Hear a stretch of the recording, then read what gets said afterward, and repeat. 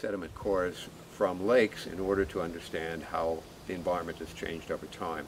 Cores are like tree rings. They record changes over time. The sediments accumulate gradually on the bottom in quiet waters like lakes, like Lake Pepin, and we can take a core of that using a variety of devices, basically a hollow tube with a piston in it that we push in from the surface, or we can lower it in and use weights to drive it in. And the cores that we take from Lake Pepin to cover the period of time we're interested in are probably all about 10 feet long, and that gets us back maybe 300–400 years, because Lake Pepin accumulates very rapidly over time.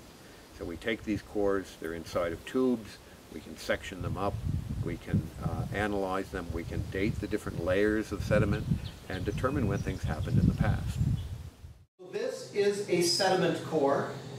For us, in the type of science we do, we think of this really as a book. It's pages. And so we take the core from the bottom of the lake, we go out in a boat, we have a coring device, a number of poles, and we push the apparatus down, and it actually brings the sediment up into the core. We bring it back up, we cap it, and then we'll bring it back to the lab and we slice it up. And every slice is another page in the story. In the case of this core, it came from a drainage ditch. This is the sediment that had filled into the drainage ditch. And we know that the date down here is 1937. And then we move up into the 1940s, 50s, 60s, 70s, 80s, and all the way.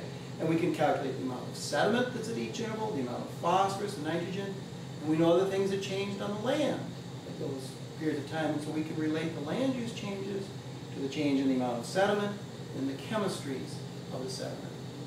One core doesn't give you an answer, but taking cores from lots of lakes, lots of different systems, or multiple cores from the same lake, and you can start to piece together a whole story of the erosion history of Minnesota.